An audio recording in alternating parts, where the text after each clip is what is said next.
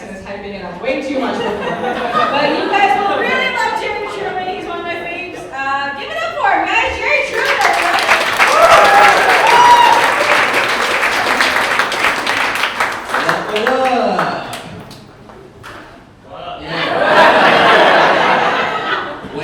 What it do?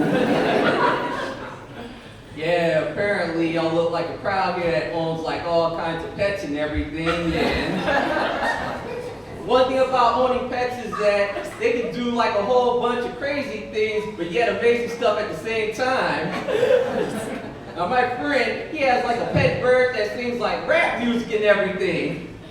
When I saw that bird was like, walk it like I talk it, walk it like I talk it, bad and bougie, cooking up dope and up oozy, they just never do it, they just never do it. But then when I found out that bird could sing like a whole bunch of variety of rap songs and everything, I was like, dang, I should have had him with me for tonight so it could help me pick up hot chicks.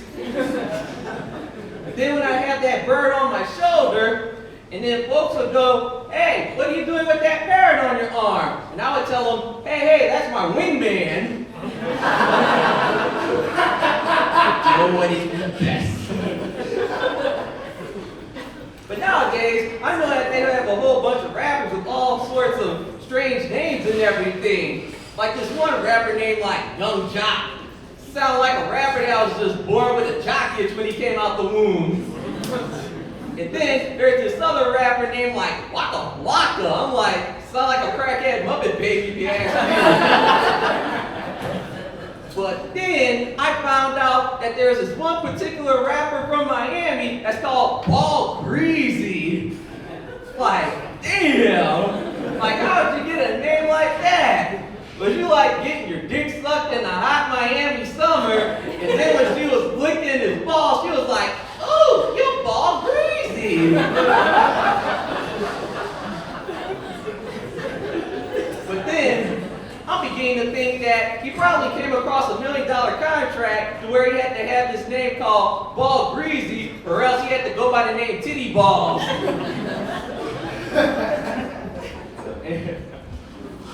Yeah, and having a jealous girlfriend, that shit there, man, because the thing that sucks about having a jealous girlfriend is that they always get angry over bullshit that don't even make sense. And I had this jealous girlfriend that would just always get mad at me when I would play Street Fighter and use the character Chun-Li. And I'm like, how the hell could she ever get angry over somebody I could never ever date in my life? So then as we were arguing, I was like, babe, what the fuck you mad for? You act like I'm gonna put a cheat code in to make Chun-Li pop out the screen and give me that pussy. And actually, when I was driving here, I was listening to some music, probably like how most people do. And I was listening to this one particular song by Keith Urban called Back of a Cop Car, which is a song about where Keith Urban is on his date, and then all of a sudden, he and his girl just get arrested, and they both fall in love in the back of a cop car. Now, when I was listening to that song, I was like, hey, just like Keith Urban, I fell in love in the back of a cop car too, with a hooker. And I am a country music fan and everything, and with country music, have like country girls that'll just catch your eye.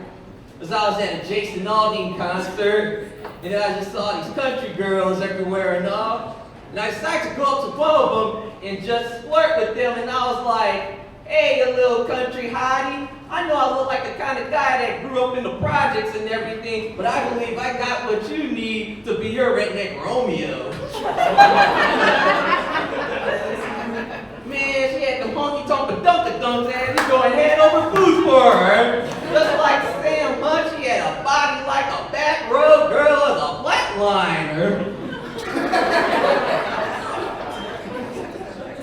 When I actually first heard that song by Sam Hunt, Body Like a Back Road, I actually thought that I had accidentally changed the music station on the radio for a second because when you first hear it, it sounds like a rap song almost because he starts it off with, got a girl from the south side, got braids in her hair. What? Did I just change it from 94.9 to Bull to the Streets 94.5?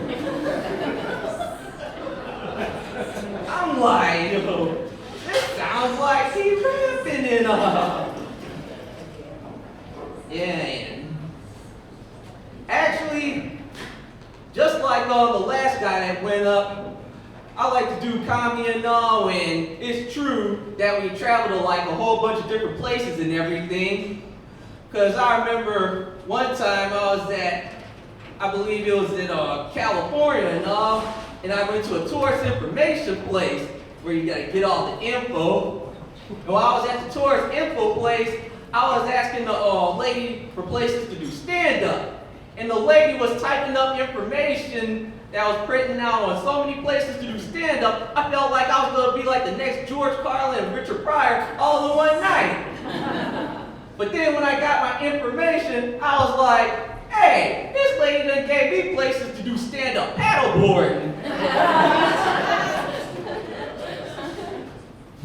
Yeah, and I'm actually one of those comedians that have a day job.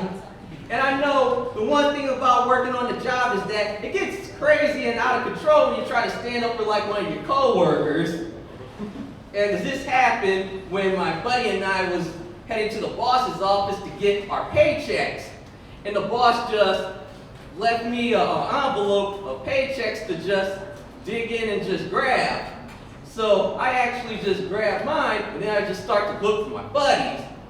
But then, when I was looking through, I didn't see my buddy's envelope anywhere with the paycheck in it. So I just started getting mad at my boss. I was like, yo, where my buddy paycheck everything? You know he needed money. He got pay mom to take care of. You don't give him a paycheck, I'm busting up your lip. And then, right before I could just take a swing at my boss, my coworker buddy went, hey, I forgot I get direct deposit. Yeah, and actually, I'm just glad y'all just came out to the Urban Tree, had some nice laughs, and y'all actually got like a great lineup and everything. And I'm Jerry Truman, ladies and gentlemen.